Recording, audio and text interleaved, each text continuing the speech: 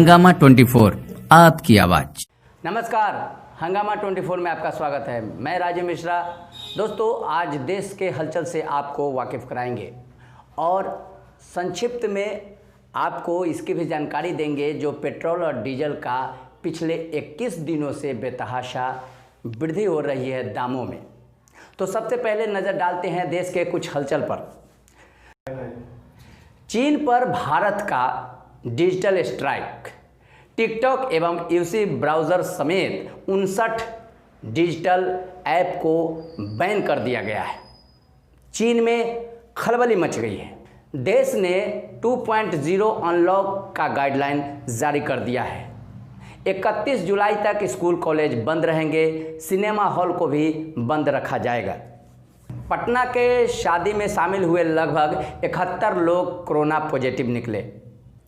Hizbul commander Masood समेत 3 आतंकवादी हुए ढेर। पुलिस के स्पेशल ब्रांच ने जारी किया अलर्ट। पूरे उत्तर बिहार में अलर्ट जारी कर दिया गया है क्योंकि नेपाल के रास्ते जैसे मोहम्मद के 6 आतंकवादी घुस गए हैं। मुजफ्फरपुर समेत कई जिलों को अलर्ट कर दिया गया है। तो दोस्तों, अब चलते हैं कि पिछले 20 दिनों से लगातार डीजल और पेट्रोल का दाम बढ़ रहा है। बल्कि यूँ कह लीजिए कि पेट्रोल और डीजल के दामों में अब कोई ज़्यादा अंतर नहीं रह गया है। पहले क्या होता था कि डीजल या पेट्रोल में 1 रुपया 2 रुपये की वृद्धि हो जाती थी तो हो हल्ला होने लगता था पूरे देश में, वित्तीय आपात आ जाता था पूरे देश में। लेकिन अभी समय संकट में है। संकट से हम कोरोना काल से जूझ रहे हैं, लेकिन अभी जो डीजल पेट्रोल का है उसका अप्रत्यक्ष रूप से घाटा सीधे किसान और आम लोगों पर पड़ रहा है। बात हम स्पेशल किसान लोगों को ही कर ले तो हमारे देश में लगभग 14 करोड़ किसान हैं। सरकार एक तरफ कहती है कि 2-2 हज़ार यानी 2,000 रुपये करके 4 महीने पर किस्तों में यानी साल में 6,000 रुपया किसानों को मदद देती है सरकार। लेकिन मेरा ये कहना है कि साल में 6,000 रुपया किसानों को मदद करती है सरकार, लेकिन जो डीजल और पेट्रोल का जो वृद्धि है, खास करके डीजल का जो दामों में इजाफा हुआ है, उससे सीधा असर अप्रत्यक्ष रूप से किसानों पर पड़ता है। किसान खेती करने में ट्रैक्टर का उपयोग करता है तो जिसमें डीजल पर ही ट्रैक्टर चलेगा। पंप सेट जो चलाते हैं जिससे पानी का पटवन होता है खेतों में, वो भी डीजल पर ही चलता है।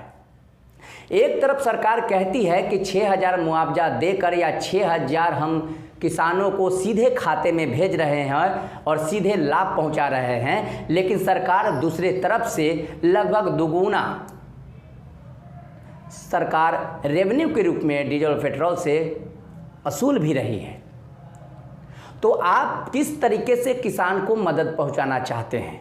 एक तरफ आप कहते हैं कि हम 6,000 का मदद कर रहे हैं, दूसरे तरफ से अभी बुआई का टाइम है, किसान को अभी खेतों में ट्रैक्टर से बुआई करनी है, पंप सेट से पानी का पटवन करना है।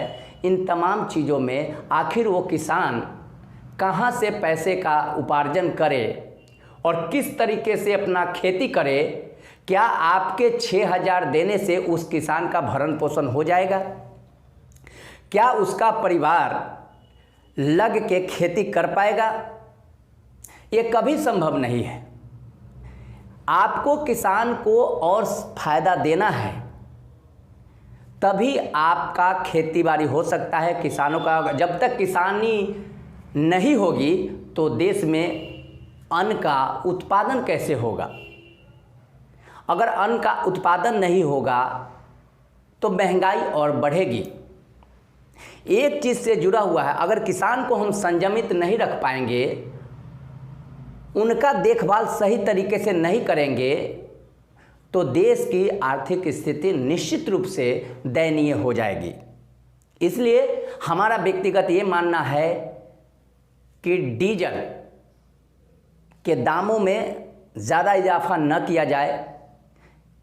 हालांकि सरकार ये कहती आई है कि 6,000 हम साल में मुआवजा देते हैं, लाभ पहुंचाते हैं, लेकिन 14 करोड़ किसानों को भी 100% ये लाभ नहीं मिलता है।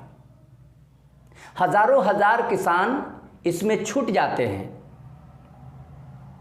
तो कैसे आप आशा रखते हैं कि ये किसान खेती करके अन्न का उत्पादन करे और देश के तरक्की में सहायक बने? अगर आपको, जैसा कि पूरा विश्व जानता है, हमारा देश कृषि प्रधान देश है। जब हमारा कृषि प्रधान देश है तो कृषि पर विकास कौन करेगा? कृषि पर काम कौन करेगा? किसान। और किसानों के लिए केवल 6,000 मुआवजा दे देना या 6,000 लाभ पहुंचा देना ये काफ़ी नहीं है। आपको अधिक से अधिक किसान के लिए सोचना होगा, तब किसान देश के लिए सोचेगा। अगर किसान सही तरीके से इस देश के लिए सोच ले तो किसान अगर सोच लेगा तो देश गरीब नहीं हो सकता, क्योंकि देश को खाना खिलाने में अहम भूमिका अगर कोई निभा रहा है तो किसान निभा रहा है। लेकिन किसान ही जब भूखा हो जाएगा, किसान का ही उत्पादन के प्रति, कृषि के प्रति मोह खत्म हो जाएगा, वो भूखे मरने लगेगा, आत्महत्या करने लगेगा, उसका परिवार का भरण पोषण नहीं होगा, तो निश्चित रूप से कृषि करना छोड़ देगा और आने वाले दिनों में ये एक बहुत बड़े संकट के रूप में आपके देश में उत्पन्न हो जाएगा। इसलिए विशेष आग्रह है इस सरकार से कि आपको कृषि पर अगर ध्यान दिलाना है, विकास करना है देश के, तो सबसे ज़्यादा आपको फोकस किसान पर ही करना होगा।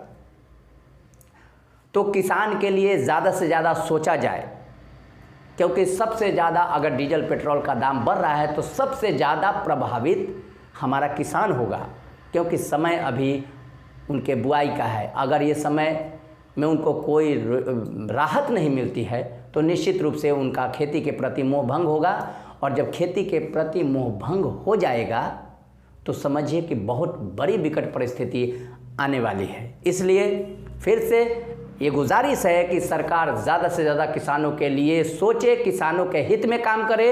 अगर किसानों के हित में काम करेंगे तो देश को पटरी पर लाने में सबसे ज़्यादा कृषक ही काम करता है। तो दोस्तों, आज खबर में बस इतना ही, लेकिन जैसे ही नया खबर कोई मिलेगा हम आप तक निश्चित रूप से पहुंचेंगे। लेकिन चलते चलते हम ये कहना चाहते हैं और ये आग्रह करके करना चाहते हैं कि अभी तक आपने अगर हंगामा 24 चैनल को सब्सक्राइब नहीं किया है तो प्लीज़ सब्सक्राइब करें। सब्सक्राइब इसलिए करना ज़रूरी है कि जो भी वीडियो, जो भी खबर लाऊंगा सबसे पहले आप तक पहुँचे। और आग्रह यह भी है कि आप हमारे वीडियो को ज़्यादा से ज़्यादा शेयर करें, लाइक करें। आपके कमेंट का भी हमें हमेशा इंतज़ार रहता है। आपका कमेंट हमें हौसला बढ़ाता है और मैं आप तक अच्छे अच्छे खबरों के साथ पहुंचता हूं। तो निश्चित रूप से इस वीडियो को ज़्यादा से ज़्यादा शेयर करें, लाइक करें और हमारे चैनल को सब्सक्राइब ज़रूर करें। तो बस आज खबर में इतना ही, फिर नए खबर के साथ हाजिर होंगे। तब तक के लिए नमस्कार।